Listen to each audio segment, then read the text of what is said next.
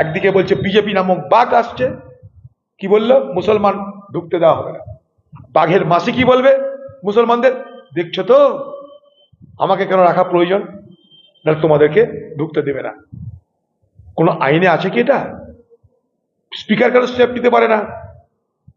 Next speaker step, বাংলার সরকার next step, তা করবে না।